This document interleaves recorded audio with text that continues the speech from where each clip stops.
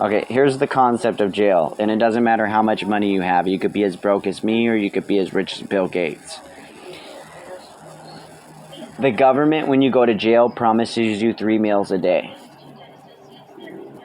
Now, I still have money that I was spending on groceries when I was out of jail, and I could still spend that money on groceries while I'm in jail. That's what we call commissary. So, not only am I allowed the same amount of food intake that I was when I was outside of jail, but I'm also guaranteed 3 times as much food than that because of what they're giving me for free.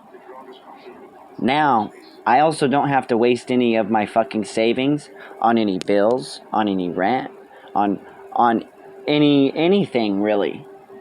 I don't really got to sit there and buy clothes. I don't got to pay for washing. I ain't got to do much of, any of that. I mean, you might have to, do your volunteer cooking and stuff like that, but they take volunteers, which is pretty decent.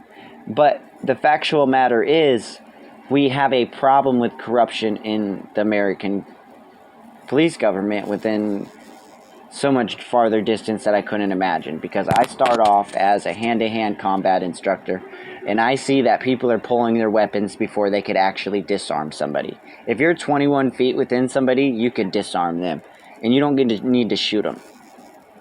And that's honesty. That's martial arts training. That's what I trained you to do. And if you can't do it and you failed, you failed.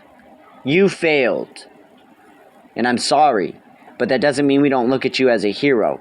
We look at you as Jesus, the one that sacrificed his life to make sure that, okay, if we shoot this guy, it might be for a righteous reason. But we still need to just wound him because the reason he shot him might be for a righteous reason. We don't know yet. He's still innocent until proven guilty, and we haven't fucking proven him guilty of anything just because we have a witness. Because you could purge yourself in court. And that's proof of people being able to lie outside of court. Because if you could purge yourself in court, you could do that outside of court, which a witness doesn't necessarily count as a witness because optical illusions exist. There's a lot more that I want to go into depth with that I can't remember. My mind's going away from me, and I don't have a way to write things down. Twitter doesn't let me write things down anymore because the way that I talk it seems too discrimination wise, but what I do is I like to use discrimination to reach you into a powerful, prideful moment. Yeah, you went through slavery, you did some bitch-ass shit, you were a punk-ass motherfucker, but guess what? This is what we did, and you're part of my nation. We're trying to liberate you because you're part of us, okay? The Americans are used as slaves, and we use the French and the British Empire Navy to do that because they can't fuck with it because their navy looks big, but it's thin, okay? Do you got thick skin? Come on now, where's that sense come from? So now they're overwhelmed and they're getting enslaved and put into what we would call the American government and used as slaves to fight the Confederates so that our Indians could withhold their regular land. There was a lot more bad Indians than good Indians. That's just how it results into. Now, I don't really want the rest of the 98% on my team because I view them as traitors, but I also have faith that they could become somebody that is a 1%er. And that's kind of like the mentality of a biker. But it's not really the mentality of a biker. I'm not saying I'm a biker. I'm not saying I belong to any biker organization or any of that. But that's that mentality.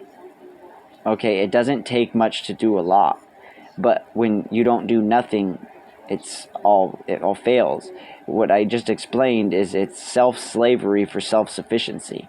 The way we used to run farms is that we would have 100 people on a farm and one person would be working. Okay, and that one person might work 1 day a week. And it might not even be the same person working every week. They just rotate, so I work once a month to be able to supply enough food for 100 people plus some.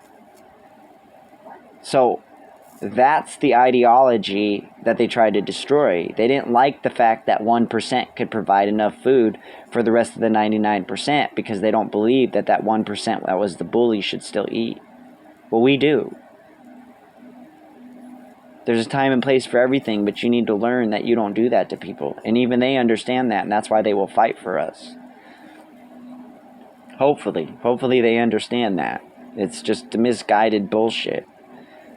Just like I told you, the cops, a lot of them are Nazis. 70% of them are Nazis. They're corrupt.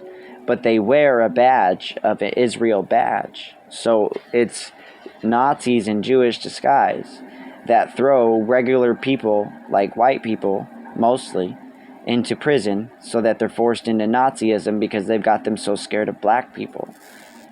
And black people were never an enemy. So it's not like they want you to go kill them. They're just like, stay away from them because they'll kill you. Their whole goal is to just control you. Because they're scared the black person's going to kill them because of the wrongful stuff they did. So it's like when the classroom has 1% bad, 98% that's I'm kind of like a traitor, I could go both ways, and then 1% that says, no, we're doing it this way. That's how prison works. That's how war works. You got to kill that 1% because you become the king, and it's all different ideology. But one man can volunteer his time to do enough work because he's motivated to do it, to create enough food to feed multitudes of people. And if we could put those people in a direct area because we're using the internet and outsource that, then we can do it. We have 200 million people to work with right now, but we don't need 200 million people for work.